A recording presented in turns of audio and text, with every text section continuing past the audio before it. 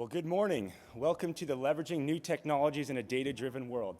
My name is Bryce Speicher with the Almond board, and it's my privilege to introduce our speakers today. Again, our session is titled Leveraging New Technologies in a Data-Driven World. For generations, the almond industry has sought to estimate yield potential, better understand the acreage footprint, and maximize returns for stakeholders. In an age when knowledge is power, this session will review how new technologies and approaches can digest all the information out there and help direct meaningful, data-driven planning decisions. It's my pleasure to introduce our first speaker today, and we're going to have three speakers today. I'll introduce our first one. As founder and CEO of Bountiful, Megan Nunes provides a unique outlook spanning several industries. With over a decade of experience in the aerospace industry, Megan has held various levels of leadership roles, such as COO and CEO of small satellite startups. She also brings a strong agriculture background from studying at Cal Poly San Luis Obispo to her family's farming business in the Central Valley of California. All this allows Megan to lead Bountiful in providing what the agriculture industry really needs while leveraging technology and methods from aerospace and tech as a whole. Please join me in welcoming Megan to the stage.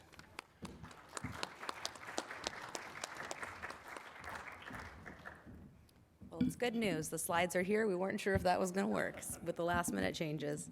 Good morning, everyone. My name is Megan Nunes. I'm the founder and CEO of Bountiful. I'd like to thank Bryce and the Almond Board of California for giving me the opportunity today to share the company with you all and talk a little bit about what we do. So Bountiful is a data analytics platform that really focuses on providing services to the specialty agriculture sector. And specifically, our goal is to support the entire value chain from the farmer, seller, and buyer. And we do this on our platform through three modules, agriculture, market, and community, all of which are available through access on your internet browser at app.bountiful.ag. And if you were to go there today, this is the exact page you would see, and you would log in. And today I'm going to spend a good portion of our time focusing on the agriculture segment of our product. Agriculture's design is really focused on the farming aspect of the almond sector. So it's grower PCA, CCA focused. And the key features that it includes are things like weather, yield, irrigation, and then a nitrogen calculator that we've been testing this season with our customers that will be integrated into app.bountiful.ag in Q2 of 2022. So to get us started, I thought I would include some screenshots of the product so we could actually talk through it and you could actually see what is behind the paywall at app.bountiful.ag. So within weather, which is where we're going to start here, if you were to go there, this is a quick snapshot dashboard of what you would see. And in short, it includes hourly data around temperature, growing degree days, chill hours, and so on, all of which that you can get updates for in one single place for any county in which that almonds are grown.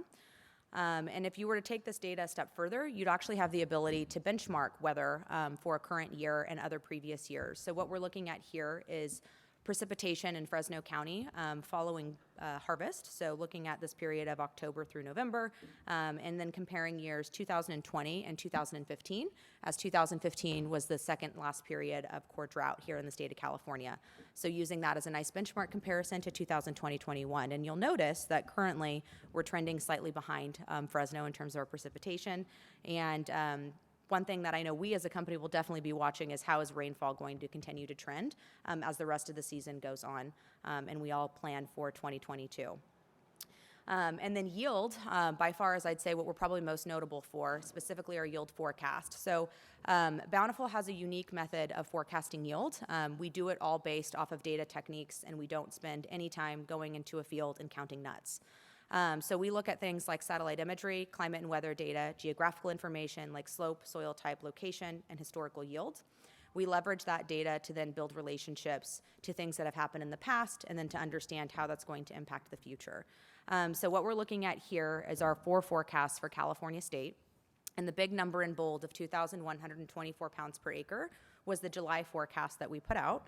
And each of our forecasts have an upper and lower bound, and you'll see that represented in the total estimated range of production, which was 2.751 billion pounds to 2.828 billion pounds. And what's actually driving that are the features that are listed below here on the top drivers impacting yield. So not only do we tell you what the yield potential is going to be, we provide the context of the why yield is going to be what it is. And in the month of July, That was because of growing degree days and temperature maximum, NDVI, which is a satellite imagery product, and temperature maximum, and then growing degree days and temperature maximum, all within very specific periods of time that have strong relationship to yield.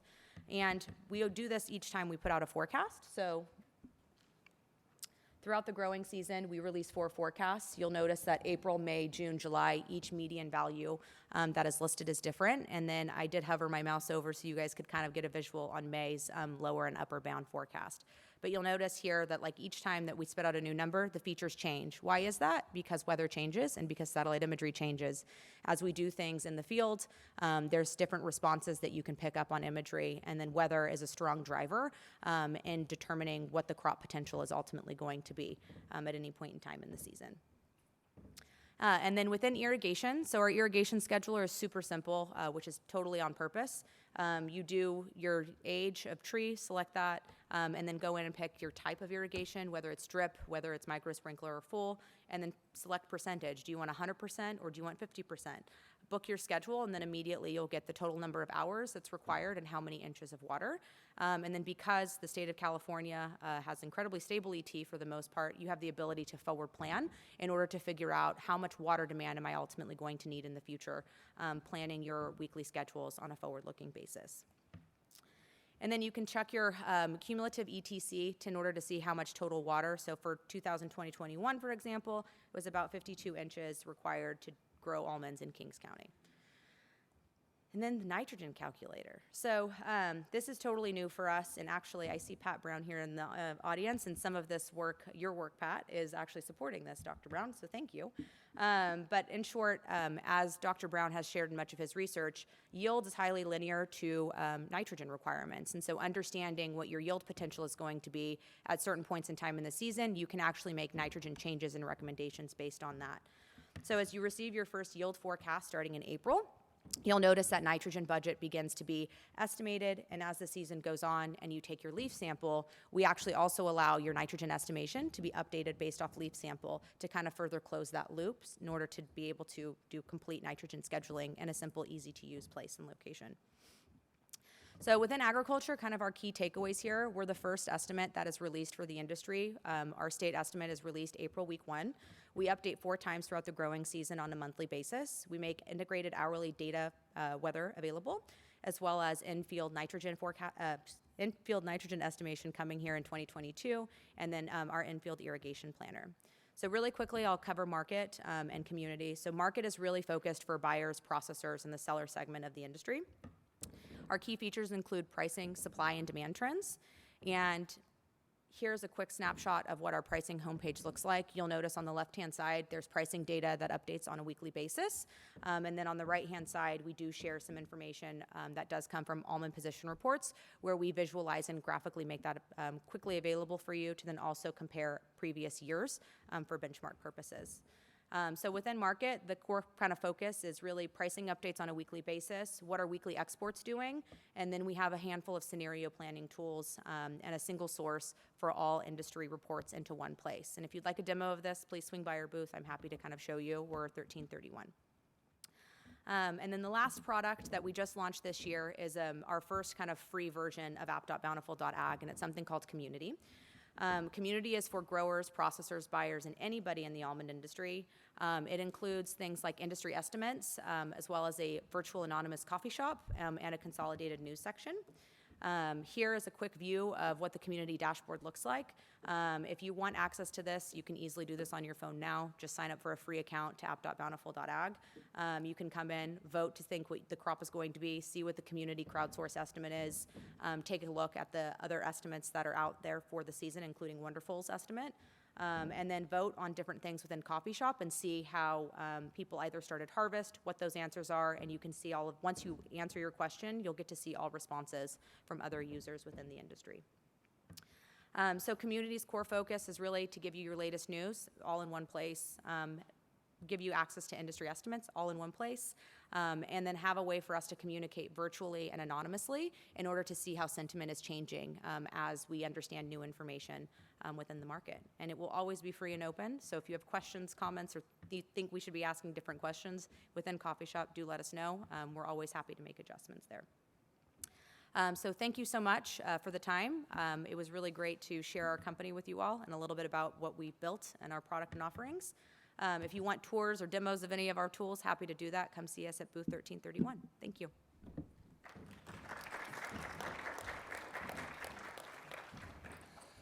Thank you, Megan. And I should also say we're going to have a little bit of time at the end for questions and answers. So if you have a question that you'd like to ask one of our speakers, feel free to save that for the end. I think we should have a little bit of time at the end to do that. Well, thank you again, Megan. I want to introduce our next speaker. Joel Kimbleshoe is no stranger to probably many in the audience today. Joel is the founding partner and principal soil and agriculture scientist with Land IQ, and the Almond Board has worked with Land IQ for a number of years now.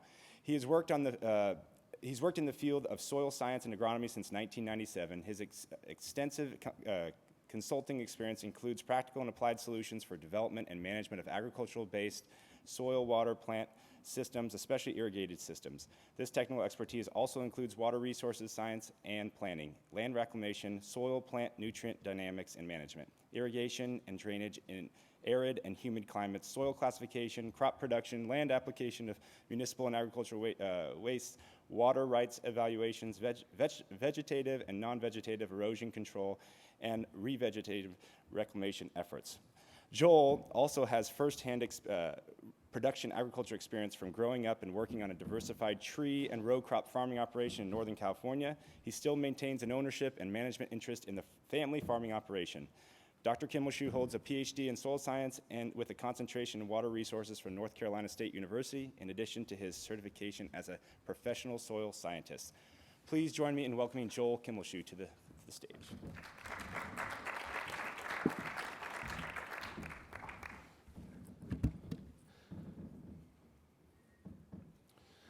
Good morning, all. It's a pleasure to be here. I appreciate your attendance. I'm going to talk today a little bit about some work that we've been doing for the Almond Board of California for quite a number of years, I guess 11 now.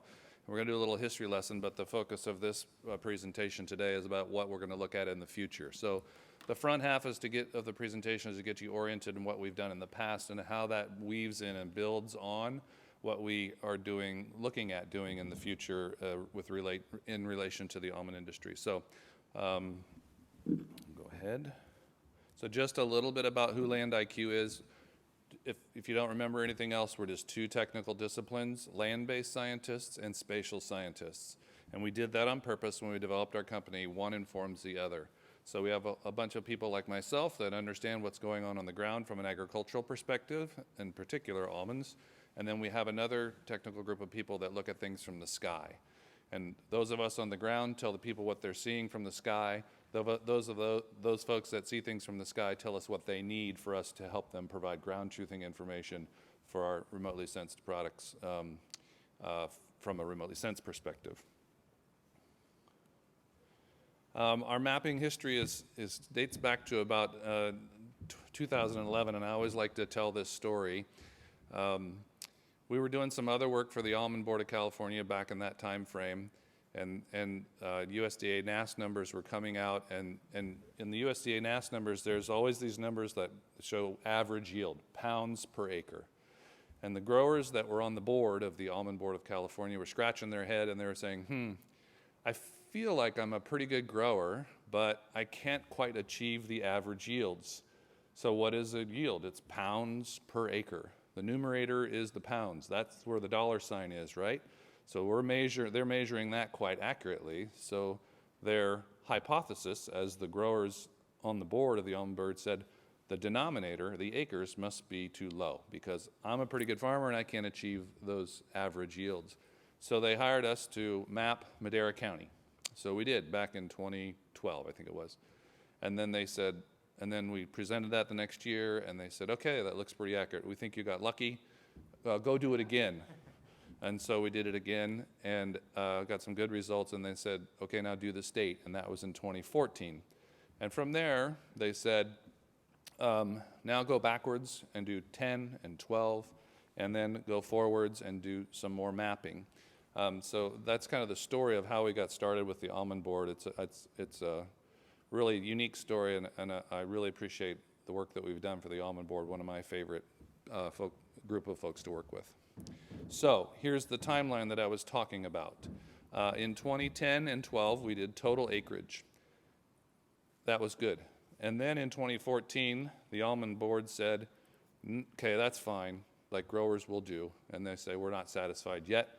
We want you to split that out into bearing and non-bearing.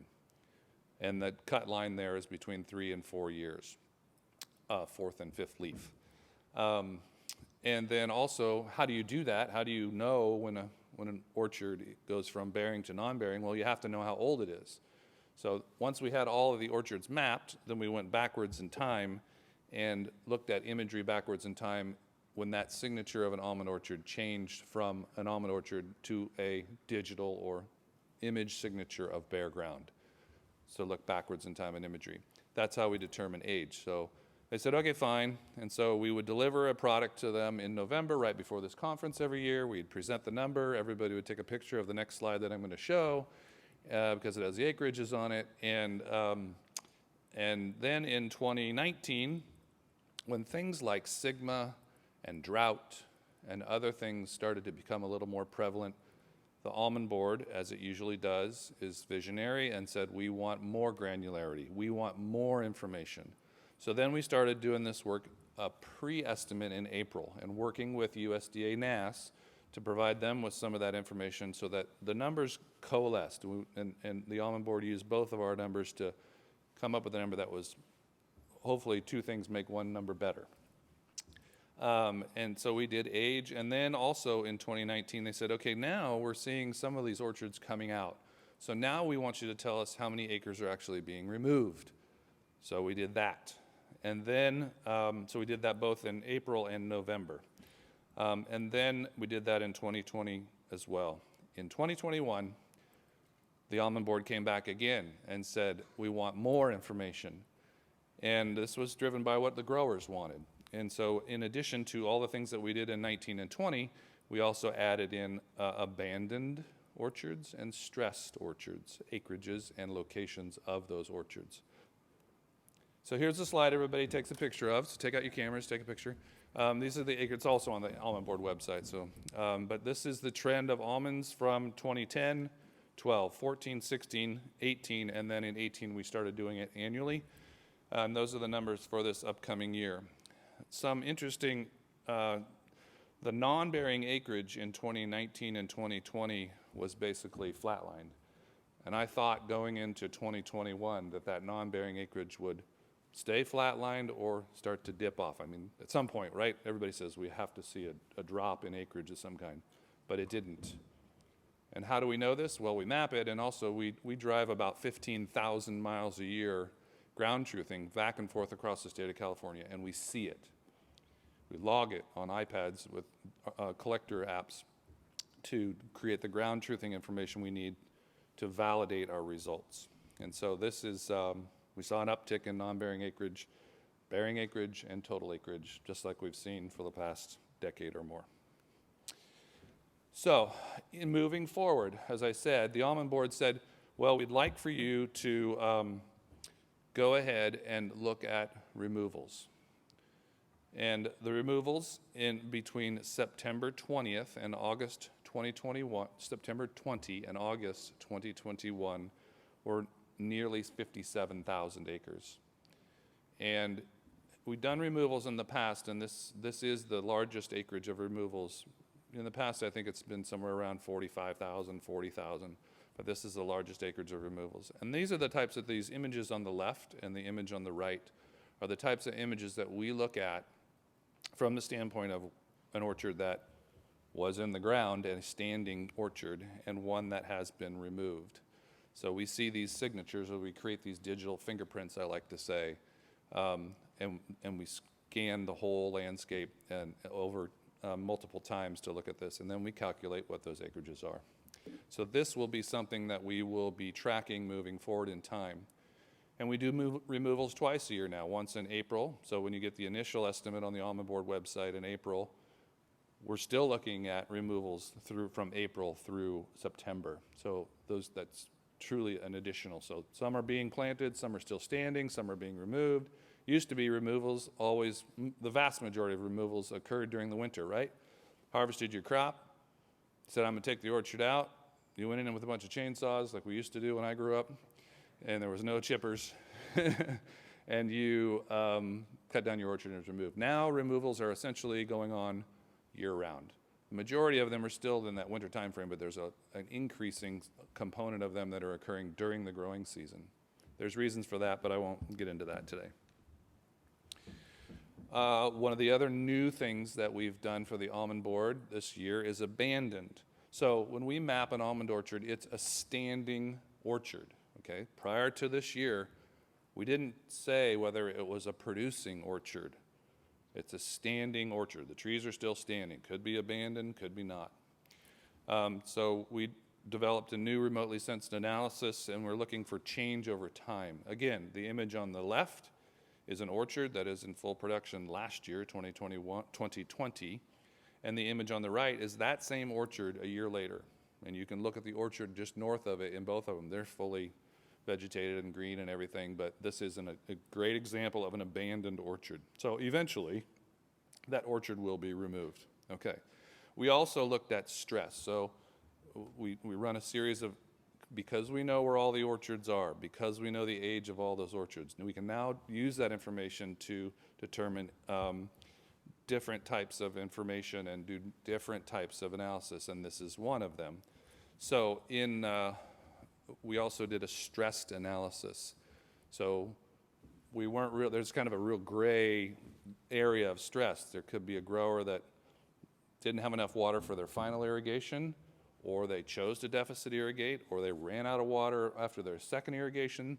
So you can see that there's a range there. So we're not truly sure that they are abandoned orchards. We are just sure that they're stressed. And we'll be tracking those orchards moving forward in time, and all orchards for this too, to see how that plays out. So the stressed orchards in the water year 2021, which just ended a month or so ago, was about 25,000 acres. Abandoned orchards that we saw abandoned in water year 2021 that are still standing, like the slide that I'm showing you right here, is about 7,000 acres. Long-term abandoned are orchards that are still standing prior to 2021, still standing to today. That's about 3,700. So the total abandoned orchards is about 10,879. So in a sense, you could add abandoned, that number 10,879, to the 57,000 acres that I showed in the previous slide to determine how much really has gone out of production. But that stressed orchard number is going to be quite interesting to track moving forward. Future advancements. So I'm going to talk about 3 future advancements that we're working on at Land IQ with regards to what we're looking at to improve how we monitor different crops moving forward. So planting density. Planting density for the California Prune Board. They asked us recently, can you tell us how many trees per acre there are? Because some of the younger orchards have increased in the density of planting. We see that not just in prunes, but in other most tree crops as well. And for the prune industry, that has a big impact on yield estimating. So we developed a methodology for the California Prune Board to do that, and if the almond board is interested in doing that, we can apply it to the almond industry as well. But there's just some examples of counting trees per acre. But you can't do that by hand because that takes too long. And then ratio of pollinator to producer. So one of the other ideas we're exploring right now is, what is the ratio in your orchard? Is it 1-to-1? Is it 1-to-2? Is it 0-to-1? Is it an independence variety that's just all 1? Is it 1-to-3? And when we look at time series analyses of images over time, we can see when certain rows will bloom and other rows won't. And we can determine the ratio. We are not yet able to determine variety, but that's even trickier yet. But anyway, the ratio could be informative in moving forward. And then lastly, orchard by orchard consumptive use. We're doing a lot of work right now that's driven by the Sustainable Groundwater Management Act in the South Valley, Kern, Kings, Tulare, and southern Fresno County. We work for about 21 GSAs, groundwater sustainability agencies, to provide them with month-to-month ET from every field, of which about 250,000 acres of those fields are almonds. And this is just an example of our web platform on the side that you can click on a field and a grower can click on their field and show you the ET throughout. This is done through, and it comes from various multiple water sources, and the end result is this is the biggest outflow of water in your water balance. If that's the biggest outflow, it's probably a good thing to know that with some degree of accuracy. And what we kind of hang our hat on at Land IQ is heavy ground truthing. So we do heavy ground truthing in classifying crops, including almonds. We drive and log. And we also do that with orchard by orchard consumptive use. So in that area of the South Valley that I talked about, we have upwards of 100 climatic stations, surface renewal and eddy covariance stations, to sound all technical and fancy, for the purposes of capturing on the ground actual ET that we can then use to train our remotely sensed models to determine field by field ET, or how much water is that crop using. We deliver that information to those 21 entities on a monthly basis. They use it for water management planning, et cetera. And again, it's all centered on heavy ground truthing. Ground truthing is harder. It takes more time. It can be more expensive. But where we are right now in the world of Sigma and drought, every drop of water counts. And so our goal is to reduce that variability around the actual number. There's always a plus or minus, but we want to make that as narrow as possible so people can make smarter decisions moving forward. And our work is, yes, we're a remotely sensed firm, but because we have that land-based scientist group, we're a ground-up approach, meaning we start at the field level. We can always roll them up together. We don't chop them up from the sky. Then last slide here. So then we use our agronomic skills to think about it. Does it make sense? So in this slide, the green bars represent, looks like I'm done. The green bars represent the consumed water on a monthly basis of the average of 30 orchards. The blue bars represent how much water the average of the water that was received by those orchards. The dark blue is applied water. The light blue is rainfall. And so in most cases, you better have your consumed water less than your received water, the sum of precipitation and applied water. But you can have situations such as September and almost August in this graphic that shows where it's reversed. Why does that happen? Well, you're not irrigating during harvest necessarily, so your trees are mining soil moisture, so you can have a flip of that type of a relationship. But in almost all months, you better have that. So we look at these types of things to help qualitatively validate our ET work, and that's important. So in conclusion, I've talked about the years that we have mapped. There's some really cool posters down in the FFA booth that are on the silent auction that you should go down and bid on and support the FFA. And we talked about age removals and abandoned orchard trackings. But the methods and how we do this are constantly changing. We're trying to stay abreast of the technology and deliver good products for the Almond Board and other commodity groups as well. Thank you very much.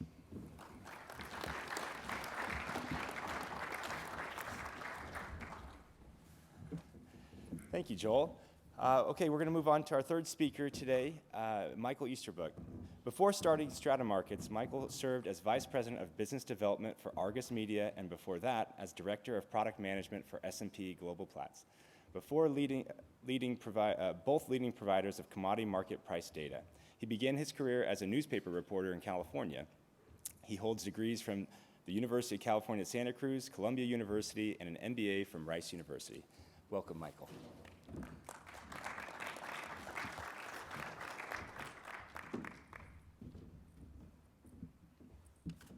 Good morning, everyone.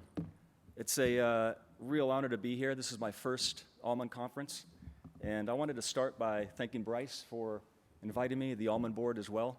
Also, I see many of our customers some of our customers in the audience. I wanted to thank all of you for supporting Strata Markets for our first year in business. My name is Michael Easterbrook. As Bryce mentioned, I'm the founder of Strata Markets. I'm going to be talking a lot about commodity prices in the next 10 minutes, my favorite topic. But I wanted to start actually by taking you outside of the world of almond pricing. I know it's been fairly brutal, whether you're a seller or a buyer, because of the volatility. But just to take a look outside of it, if I can move the slide. There we go. So if you think things are bad in almonds, sugar prices, it's a pretty volatile environment as well. These are, what you're looking at here are sugar prices for the previous 12 months. This is a futures contract. So it's been a pretty bumpy ride for any company trading sugar. You can see a similar volatile price environment in corn. These are corn futures contracts also over the previous 12 months. And then back to the almond world. So again, a pretty bumpy ride in almonds. These are, what you're looking at here is a price series that begins at the start of the previous crop year, so in August of 2020, and goes up to the present. The prices you're looking at here are 3 of the 18 weekly prices that Strata Markets assesses. So there at the top blue line, you're seeing the nonpareil in-shell on an edible meat basis. The orange line in the middle is MPX 2730, a pretty commonly graded traded item. And then finally, the bottom line are standard fives. So you can see the point that I'm trying to make with this is that one of the things that the almond market has in common with other commodity markets is a very volatile price environment. There are a lot of differences, though, between these markets, and one of the differences, one of the obvious ones is that there are parts of the almond market that are not quite as commoditized as corn and sugar. But another big difference, which is very interesting for me as someone with a background in supplying commodity data, is that market participants in sugar, in corn, and in many other commodity markets have for a long time had access to professionalized price data and other tools that they can use to manage this price volatility that you're looking at here. And I bring this up because this is the core reason that we started Strata Markets, is to provide the market with this professionalized price data.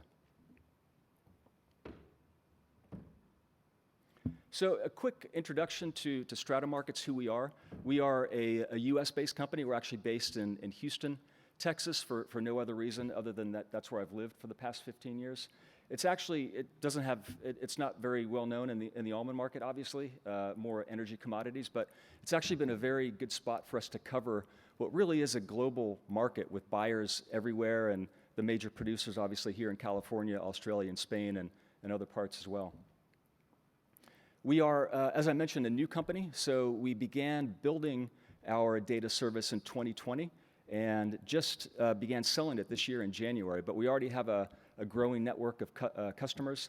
They're spread out in 11 different countries, 5 different continents, so we're very, very spread out. And really, how we help companies is I think, fairly simple. We help them with price discovery. We help companies track prices in the container market, which is sort of the beating heart of the almond supply chain.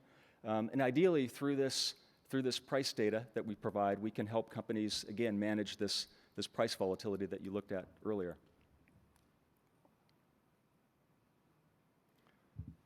So, sorry, the font's a little small here, but I wanted to talk a little bit about how companies can use our data and how they're currently using our data. Sorry, I don't want to talk about that yet. Just on the topic of price discovery, one of the ways that companies currently go about price discovery is a couple things. They get on the phone with a colleague in the market, a friendly competitor, someone they know. They may get their hands on a trader bid sheet, a trader offer sheet, a pricing list from a packing company. And by sort of gathering this information, they can put together sort of a semblance of what price is doing in the market. And I wanted to spend a little bit of time talking about how our approach to price data and price discovery is different. It really starts with our focus as a company. So we are 100% focused on price data. This is all we do.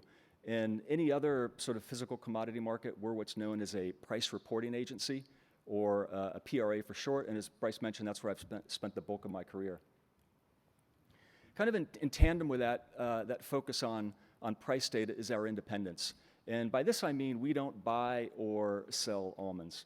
We obviously want the companies that we work with, whether they're buyers or sellers, to do well in the market, but as a data company, we are not affected by how almond prices move.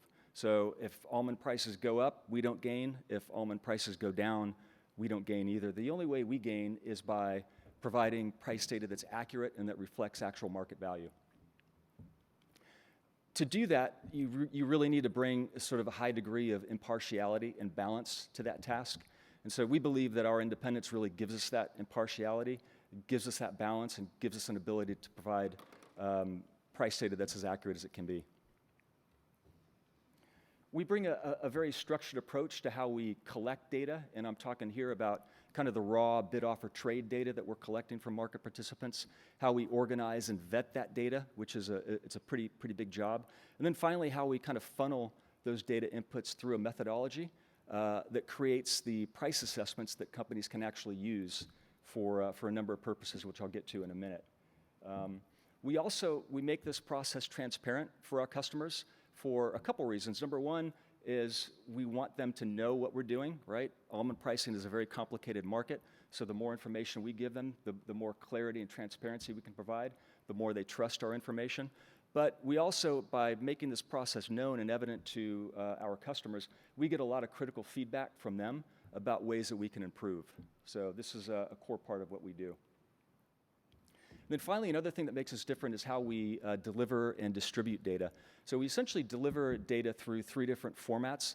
One is a daily price report, which we send by email, PDF. We also provide subscribers with a weekly market report. We send that every Wednesday morning. This market report contains our weekly price assessments. It contains news and analysis that we publish, which really focuses on explaining why prices are moving the way they are. And other analytics as well are contained in this market report. The final way that customers can get access to our data is through a data platform that we built. So through this data platform, they can analyze our market data, our price data. They can visualize data and also download and extract the price data that we provide. So I wanted to move on now to how companies are using our data and how they can use our data. The first, as I mentioned, is price discovery. Again, I think it's fairly basic, a very common use case. One of the comments that we frequently get when we're introducing ourselves to a company for the first time, particularly companies that are very embedded in the market, is, you know, I've been discovering price on my own for years.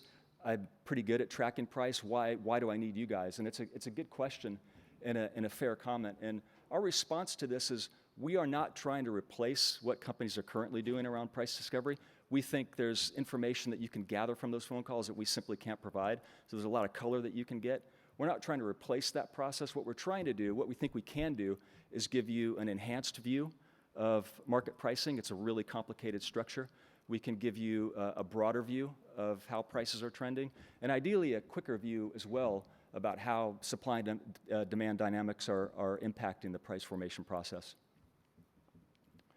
Now, I would argue that these other use cases that I'm going to be talking about now, you really, for these, I think, need a written record of price that must come from an independent data provider like Strata Markets. The first is the very simple case of negotiating a contract. So any buyer and seller here, you're negotiating a lot of contracts every day throughout the whole year.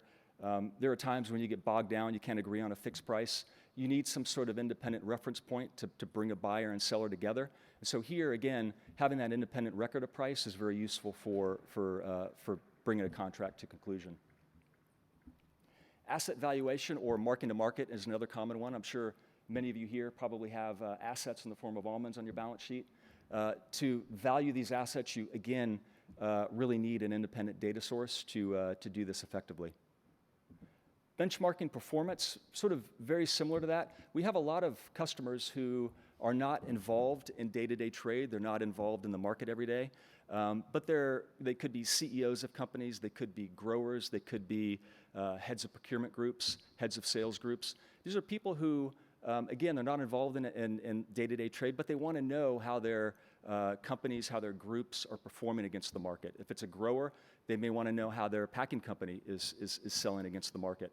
If it's the head of a procurement group, you know, they want to be sure that their teams of buyers are either buying at market value or below market value. Same thing with the seller, right? If you're heading up a sales group, you want to make sure that your salespeople are selling at market value or higher, right? So benchmark this performance. Again, you really need an independent data source. This final one, settling spot and long-term contracts, is one I find the most interesting. So right now in the almond market, nearly all contracts are done fixed price, meaning a buyer and seller will come together, whether it's a single container contract, whether it's a multi-container contract, they'll agree on a fixed price that's going to price out or settle that volume, right? It's a very standard way of doing things, and it is in most physical commodity markets. The other way to do this, another approach, is to settle that contract on an index or a price assessment such as a company like Strata Markets would provide.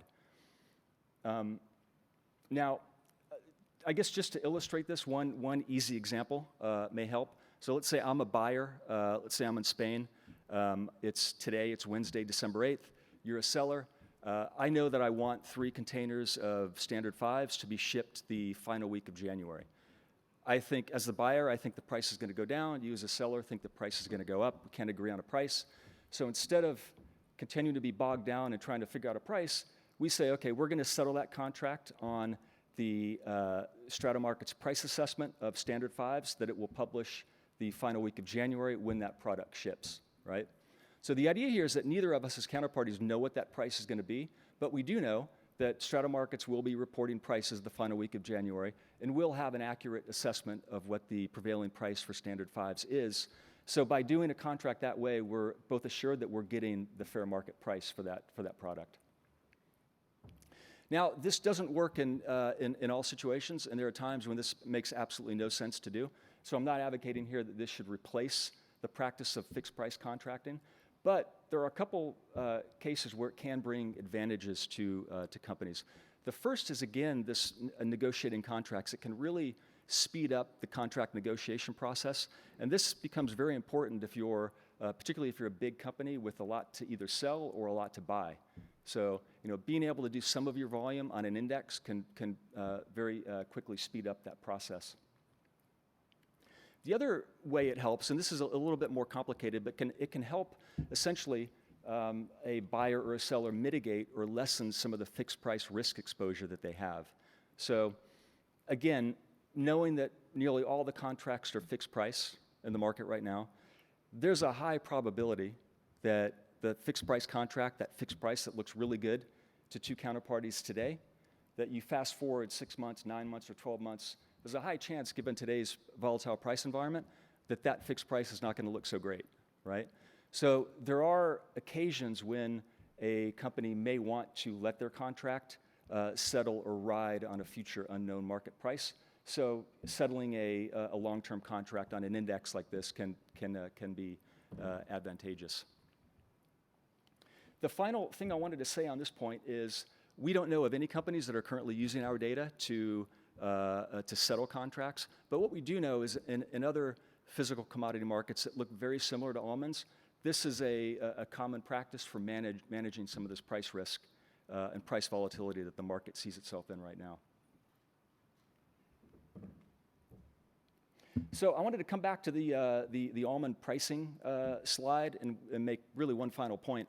There's a misconception about what price reporting agencies do, that we set the market price. So we don't set the market price. All we do is we report on market prices and really strive to come back with again, an accurate assessment of what the market value is for various products that are trading in that market. So we can't do anything about prices moving up or moving down. That's supply and demand that's outside of our control. But what we think we can do for companies is, again, give them some of this professionalized price data and other tools that they can use to better manage this price volatility. So thanks again. Again, it's been a real honor to be here. We have a booth, so feel free to come by and introduce yourselves, and I look forward to answering any questions you have. Thank you.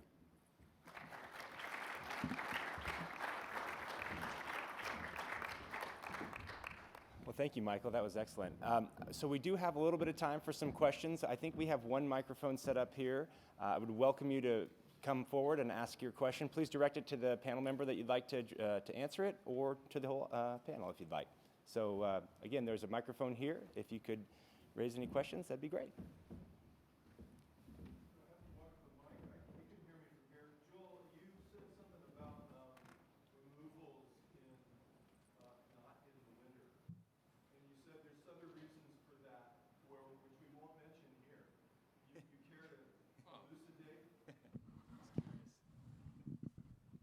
tight cord there.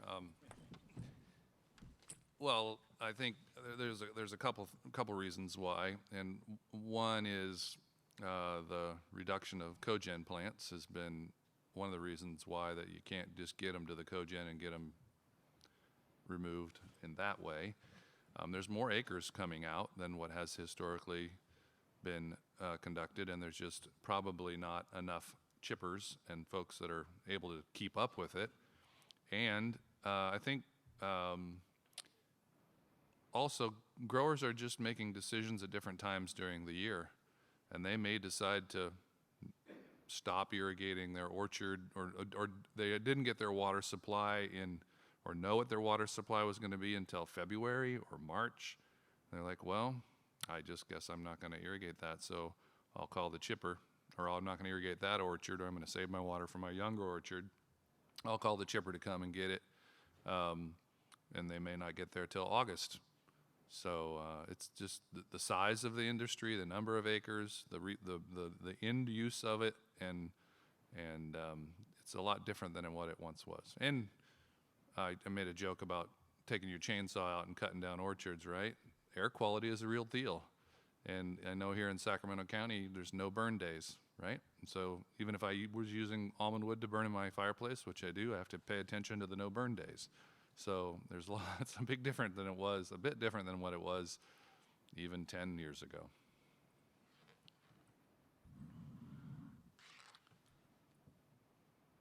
Yes, sir.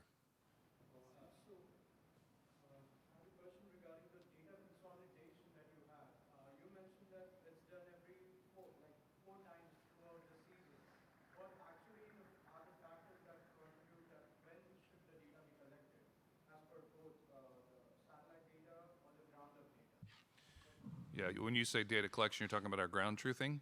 Yeah, depends. We map all crops in the state of California, not just almonds. We map every crop everywhere all the time. And of course, a good example of when we might visit an area more than once would be the Salinas Valley, where they're doing rotations of sometimes 45 days of baby lettuce and things like that. So we visit the Salinas Valley 4 times a year. We visit Modoc County once a year. We visit the Central Valley in different places once a year. We visit the Central Valley in different places depending on where crops are grown 2 or 3 times a year. So it depends. It's all agronomically driven. When is the crop in the ground? See, because we have to capture, through the way that we do that, we have to capture that crop in that field at production time so that we capture that ground truthing data at the right time. So we have a whole schedule for the entire state. But for almonds in particular, we hit those in the summer, right? That's when you would want to hit them for ground truthing, and then we use that to classify. We're moving that ground truthing up a little bit because the Almond Board, as I said, these growers are never satisfied. First they said, oh, you just wait until November to give us a report. Now we want it in April too, and so we moved it up a little bit to get the ground truthing to do the work to deliver in April, and then we'll do it again in the summer for the November. Question right here. My question is about the stress trees you've shown. Is stress trees, is that from satellite, or are you also using ground truthing to measure the stress trees? It's purely satellite driven.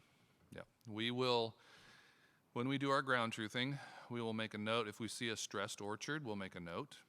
If we drive by one, I think the number was, 25 or 27,000 acres. I can't remember exactly. At what point in time do you measure, and how do you consider it stress? We look at NDVI, Normalized Difference Vegetative Index, and a couple other indicators. We use some ground truthing information. If you know that, so there's a threshold of NDVI. Maybe we have a stressed orchard. So if we're doing all this ground truthing and we capture an orchard and we make a note when we say that's an almond orchard, it's stressed. You can see that, right? When you're driving by, we can then go back and then see what the NDVI of that is. If you do that enough times, you can establish a kind of standard NDVI of a stressed orchard. Now, stressed is hard because there's a whole spectrum of stressed, right? We may just be picking up an orchard, like I said, where a grower ran out of water or chose not to irrigate the last time, or they stopped irrigating in March. So there's a whole spectrum. That's a wide-ranging number. But we originally were just going to do abandoned, and we quite frankly couldn't tell if it was truly abandoned or was it just stressed. So that nexus between stressed and abandoned is a little gray. So in reality, some of those stressed probably are abandoned, but we could not definitively say it was abandoned. So that's a bit conservative. You could probably add a few thousand acres of that stressed into abandoned. So does that come off like for 2022 then, it's just stress screen or then green that then comes off? Yep. Yep, we'll reclassify them. And is that the classification, are they done how many times a year? Like the stress, the numbers that you got, is that only towards the end of the season? Or is that, you also do something at the beginning of the season? That's in our November deliverable through the summer, right? On April, you won't know if it's stressed necessarily like you would in November if it had been stressed through the whole summer. So, yeah, bet. Yeah, question over here. Sorry, Joel, you're getting all the questions. Based upon your last slide, it seems to me that yield estimates on an average basis and a state basis are averaged across all cultivars. Given the price differential, non-grow, that would seem to be a gross averaging of important information. Where's that go? Is that true? And will you do I didn't hear everything, Patrick, that you were saying. Can you say it again? And I'm going to look at my last slide. If I understand correct, the NAS estimate takes no account of the acreage of different cultivars. And if I understood correctly, your final slide said you are now just starting to think about cultivar-specific information. One, is that accurate? And two, does that imply all those prior NAS numbers are so average just to be of little value given the price differential between cultivars? Well, I don't know the answer to your last question. But what we're exploring first off is pollinator versus producers, okay? And there's some information that you can gain out of that. So if you, and you know, you can see it, and so we look at a time series of imagery. And now that we have more and more satellites up in the sky and we actually purchase imagery on a very frequent basis, we can look for when certain rows are blooming. And you know, there are some varieties that everything blooms all at once, right? Like the independence variety. So, so we're just starting to investigate that. Don't even have investigated it enough to determine accuracies yet, but it's something that people have been asking us about. As far as individual varieties, we're not there yet. No. And that will be even more tricky, quite frankly. Yep. And Michael, how do you account for in pricing all of the different markets? You know, exports to Asia, sometimes different quality versus to Europe, for example. Are you looking at maybe that in the future of formulation of pricing? Yeah, so I'll start with the first part first, which is the, sorry, I'll start with the, I got two. No, it's a short cord. Okay. Just the first part of your question first on the markets. So currently we're, all of our prices are FAS. So FAS, either Oakland or Long Beach. We are looking at adding potentially some delivered prices as well. We may do a delivered SIF for CNF Nabashiva for in-shell. Some points in China and Hong Kong as well. But currently right now it's all FAS is what we're looking at. We do also collect delivered prices and essentially just net them back to an FAS price based on the freight. On the second part of your question on the, you know, how do we account for, I think it was the quality differences that we're getting. The short answer is we spend a lot of time asking a whole lot of questions from participants about the trade information they're giving us. So yes, there's a lot of different flavors of an MPX, for example. There's a lot of different flavors of everything. So we've gotten pretty good at, you know, knowing what questions to ask and how to really vet and ask questions to figure out whether, you know, this is a straight US Extra #1 spec, for example, or is it a J spec or a K spec? And when we get that information, we report it out and differentiate between, a straight US Extra, for example, and a higher spec. Question over here? So actually kind of a follow-up question to that. Are you also tracking anything related to volume? And does volume play any factor into all the analysis? Yeah, it's a good question. Currently, we're doing our assessment as a market on close, so we don't account for volume. It's the value as of a particular point in time, which for us is noon on Tuesday, so noon yesterday. And the daily prices that we report, we do occasionally collect volume that are associated with the trades, but that's sometimes it happens, sometimes it doesn't. To your point, we have gotten some requests to do a volume-weighted assessment as opposed to a market on close. To do that right now, we're still in our early stages, so we would need some help from companies in the market to do that. And currently, there's a lot of sort of metadata that we're getting around each data point, and stuff like quality differences. So lots of questions to ask. We're not at a point yet where we can get the volume data associated with each trade. But at some point, if we do get to that point, we can do a volume-weighted average. I've got a question for Megan. Megan, you were sharing about your yield estimation. How granular does that get down to? I mean, you want to touch on, is it county, field, soil type, and then also the variables that drive your yield estimation each year. Do you see those change from year to year? I would assume so. And if so, is that notified to your participants? And you want to talk about that a little bit? Yeah. So for our yield forecast, we forecast at the state level, the county level, and then all the way infield. The limitation for infield forecasting is based upon however your infield yield is collected. So if you only collect infield yield for all almonds and you do not classify by variety type, our forecasting limitation is only going to be almonds for that block, for example. And then as far as the features, they change every year, they change every season, and they change every month, and they change by county. So one of the reasons as to why we use machine learning is because we're constantly ingesting lots of data points on a daily basis, and in order to understand those patterns and those relationships, it's really hard for a human to be able to take that all in and say, hey, this is what's actually driving yields. And I think at some level, we all kind of know that and see that at the end of each season when we say, how the heck did we do X amount of pounds per acre this year?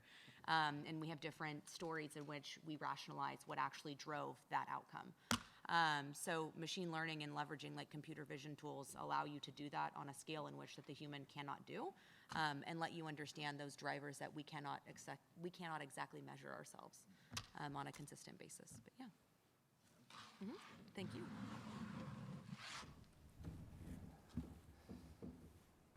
All right, I just want to say thank you to each of our speakers. If you could join me in thanking them today. Thank you.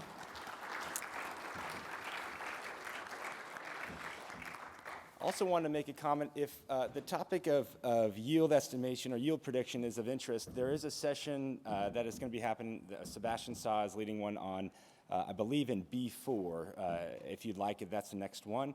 Also want to let you know, again, there's a next set of presentation will be at 10 a.m.